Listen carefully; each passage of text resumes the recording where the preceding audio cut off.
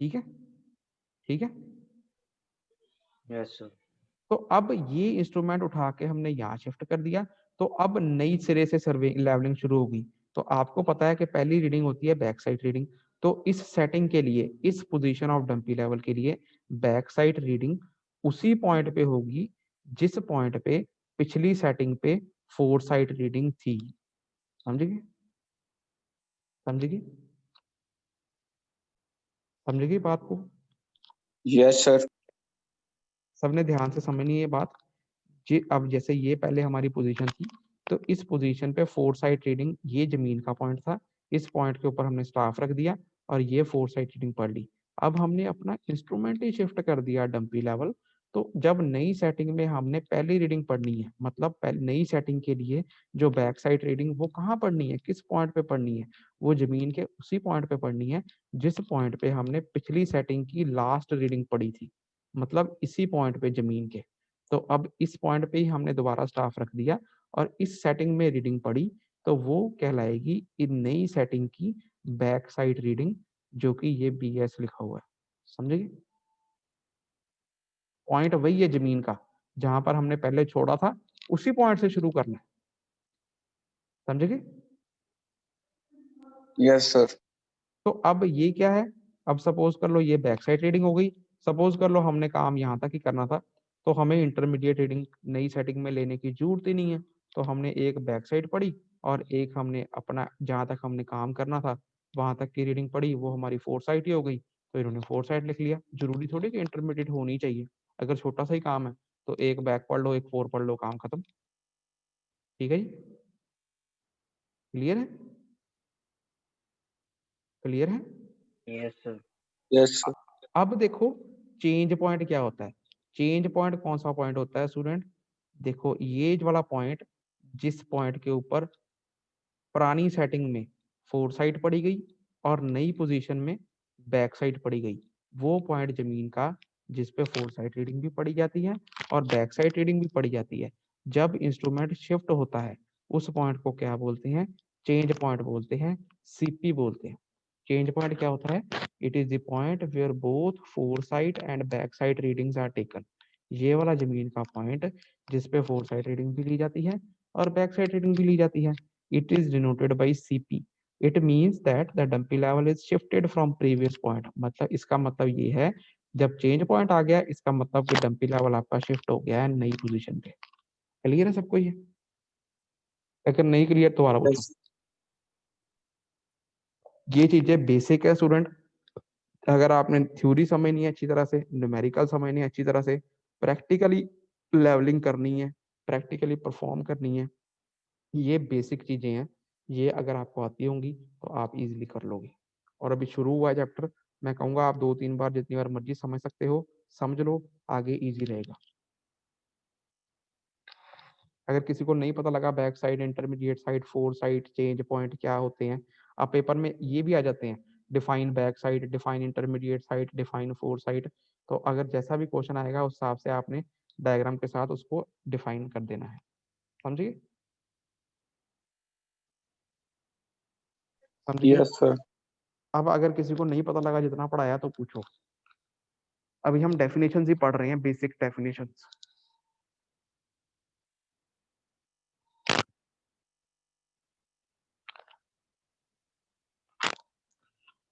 हाँ जी, किसी को कोई प्रॉब्लम है यहाँ तक अगर नहीं पता लग रहा तो आप पूछ सकते हो। No sir.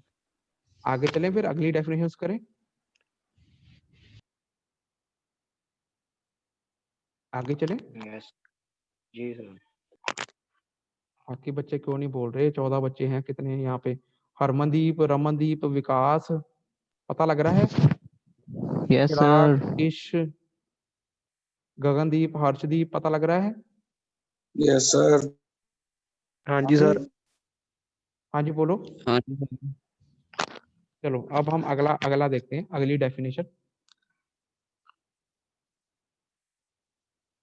क्योंकि लेवलिंग स्टूडेंट इंपॉर्टेंट होती है इसलिए आपको आनी चाहिए।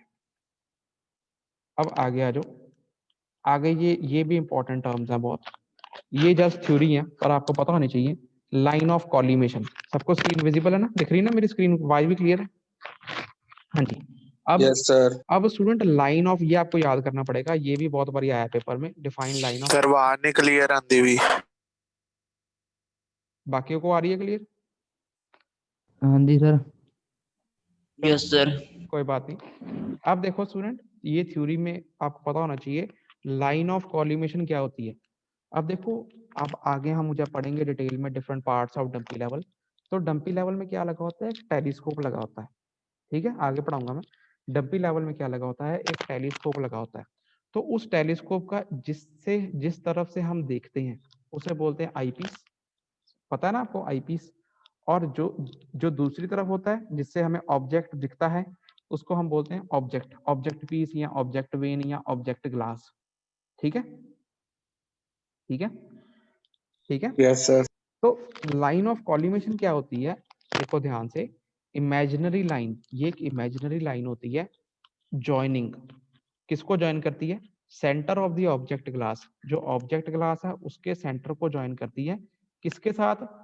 Centre of the object glass and the point of intersection of cross hair of diaphragm. अब देखो ये क्या मतलब है।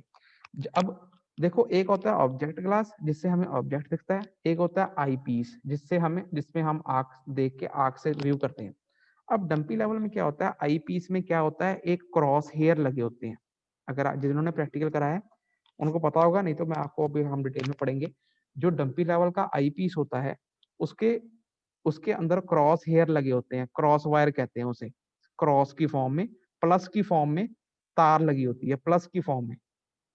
तो ये वही बोल रहा है, वो जो प्लस की फॉर्म में जो क्रॉस हेयर लगे होते हैं, तार लगी होती है, वो आई पीस के अंदर लगी होती है। आई पीस में भी कहाँ लगी होती है? आई पीस में एक चीज होती है, उसे बोलते हैं डायफ्राम, उसे बोलते हैं डायफ्राम। डायफ्राम के अंदर लगी होती है, मतलब जहां पर हम अपनी आंख सेट करते हैं आईपीस में, आईपीस में क्या होता है? डायफ्राम होता है, डायफ्राम में क्रॉस एयर होता है। अब ये डेफिनेशन क्या कह रही है? Imaginary line joining the centre of the object glass, एक दूसरी तरफ ऑब्जेक्ट ग्लास लगा हुआ है, ऑब्जेक्ट ग्लास के सेंटर को जो लाइन ज्वाइन करती है, किसके साथ? Point of intersection of cross air of diaphragm, मतलब जो कि डायफ्राम में क्रॉस वायर लगी हुई है, जहां पर वो दो तारें एक दूसरे को काटती हैं, उस पॉइंट को, point of intersection of cross hair of diaphragm, उस पॉइंट को centre of the object glass से अगर हम जोड़ दें एक इमेजिनरी लाइन से, तो उस इमेजिनरी लाइन को क्या बोलते हैं? Line of collimation. क्लियर है? क्लियर है? ये थ्योरी है स्टूडेंट, क्लियर है यस कि नहीं? सर। दोबारा बताता हूँ, देखो दो लेंस होते हैं, एक ऑब्जेक्ट ग्लास होता है, एक आई पीस होता है।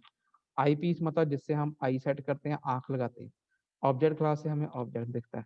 अब एक ऑब्जेक्ट ग्लास का भी सेंटर होता है और एक आई पीस के अंदर डायफ्राम लगा हुआ है, और डायफ्राम में दो तारे हैं प्लस की फॉर्म में, प्लस की फॉर्म में मतलब वो दो तारें एक दूसरे को काटती हैं। तो वो जैसे मतलब ऐसे देखो, एनोटेट करता हूँ, ड्रॉ, लाइन बनाते हैं। अब देखो ऐसे दिख रही है स्क्रीन, ये ऐसे होती है, ठीक है। जो आई पीस है, आई पीस ऐसे गोल आई पीस, ठीक है, समझ गए? क्लियर है? ये आई पीस है, इससे हम देखते हैं, इसके अंदर एक प्लस क्रॉस वायर लगी हुई है, ये दोनों तारें एक दूसरे को कहाँ काट रही हैं? इस पॉइंट पे। इस पॉइंट को जोड़ दो centre of the object glass से, तो जो इमेजिनरी लाइन बनेगी उस इमेजिनरी लाइन को क्या बोलते हैं? ये इमेजिनरी लाइन, इसे बोला जाता है लाइन ऑफ कॉलिमेशन। ठीक है, क्लियर है? क्लियर है सबको? Yes sir. अगर नहीं क्लियर हो तो पूछ सकते हो।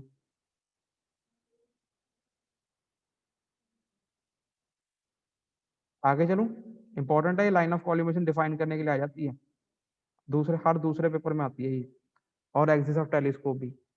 क्लियर है लाइन ऑफ कॉलिमेशन? आगे चलें, जवाब तो दे दो, आगे चलें। हाँ जी सर।